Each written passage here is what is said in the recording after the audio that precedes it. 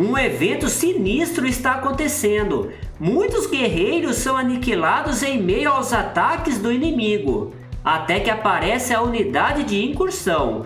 E entre eles está o mais brabo de todos, a arma secreta da igreja, o esmagador de calamidades, Shagura.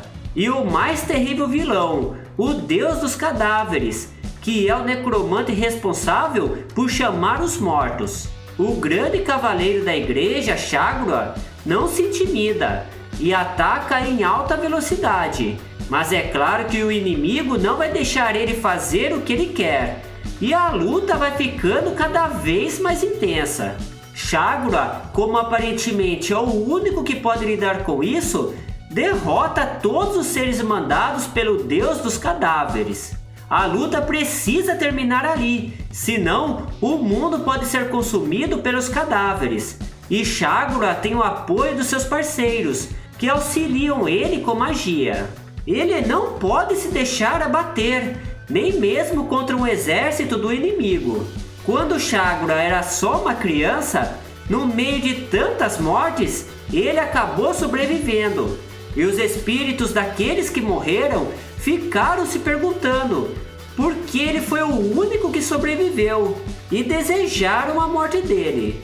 Com os olhos do mal, Shagura pode ver as almas, inclusive as almas que o Deus dos Cadáveres sacrificou para lutar por ele. Esse é um poder imenso, por isso, geralmente, os portadores dos olhos do mal vão para os braços da igreja por toda a sua vida, ou se divertem brincando com os fantasmas, se tornando necromantes, como é o caso do Deus dos Cadáveres. Shagura continua a lutar para salvar todos, até que aparece o verdadeiro corpo do Deus dos Cadáveres. O Deus dos Cadáveres então diz que, enquanto eles lutam para se matarem, eles brincam de ceifadores, criando pilhas de corpos. Tudo aquilo não passa de um faz de conta. E com um poder imenso, o Deus dos Cadáveres quer acabar logo com aquela luta. O Shagura pensa que enquanto o Deus dos Cadáveres existir, o país, as crianças não terão futuro. E com o suporte dos feiticeiros, ele desfere o último golpe, que atravessa o círculo de magia do inimigo. E assim, a luta termina. Pelo menos por agora. Aparecem algumas lembranças depois daquela luta. Tudo muito vago. E essas lembranças são de um garoto. Ele está num mundo completamente diferente do dele. Um drone pega a imagem dele, com um cara todo confuso, tentando entender o que está acontecendo, mandando cancelarem o recolhimento, já que o garoto está vivo e não tem mais um corpo para recolher. Pelo jeito, esse garoto era para estar morto. Esse garoto não reconhece a tecnologia, confundindo com magia, mas sem sentir a magia. Tudo isso é um mistério para ele. Ele pensa que parece uma terra pacífica e se pergunta o que vai acontecer com o país de onde ele veio, torcendo para que ao menos aquele lugar tenha um futuro. Alguns policiais aparecem. Aos poucos esse garoto vai se acostumando com aquele corpo e começa a entender o que os policiais falam. Esse garoto se chama Pouka Shinoyama e os policiais se assustam com um corte na garganta dele, até que são interrompidos por uma garota. E essa garota começa a fugir com ele. Ela se chama Sakimiya Misaki. E ele começa aos poucos a se lembrar dela. Enquanto ele está confuso, essa garota começa a examinar ele. Sorrindo, ela dá a boa notícia, que ele não é um fantasma e que está vivo. Sem saber o que dizer, ele agradece ela, né? Mas essa garota tão legal pode não ser o que parece. Ela não entende como ele está vivo, já que ela acabou com ele. Nesse caso, ele reencarnou num corpo de alguém que já morreu. Ela tem 16 anos e foi contratada para acabar com ele. Enquanto isso, aquela doida fica cada vez mais empolgada com isso. Com esse corpo, ele está ferrado.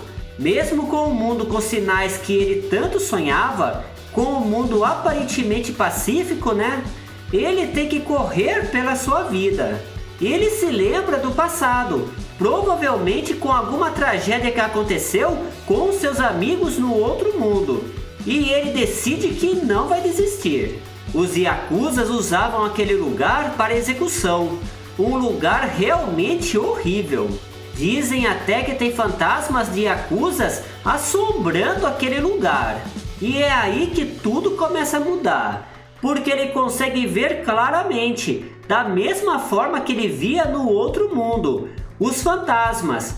E diz que as pessoas que usavam aquele lugar não ligavam para a vida dos outros, usando os olhos do mal, que é um poder da alma.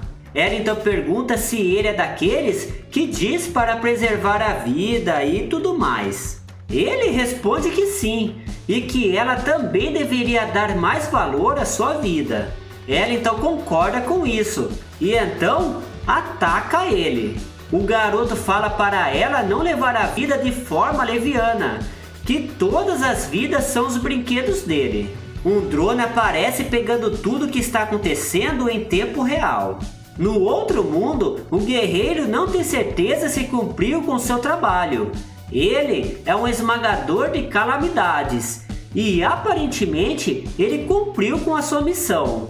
Shagura está vivo, dizendo que no último momento em que a sua espada atravessou o inimigo, a magia do inimigo fez efeito, que parecia uma magia de teletransporte.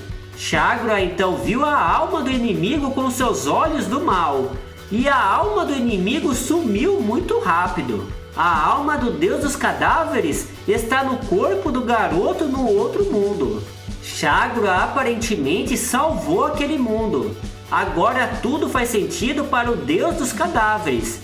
Ele sente a sua mana, mesmo naquele mundo, e agradece aquela garota, já que agora ele se lembra de tudo. Ele está em um lugar cheio de energia mágica e pensa que agora ele pode ter uma vida pacífica. Que agora vão brincar de ceifadores, um jogo de morte. Depois ele pergunta até quando que a encantadora assassina pretende fingir que está dormindo. Ele fica surpreso, vendo que ela não responde. E assim termina o resumo do primeiro episódio do anime Deathmonth Death Play. E se vocês curtirem esse vídeo, aproveite e se inscreva no canal para não perderem nenhuma novidade. Até a próxima!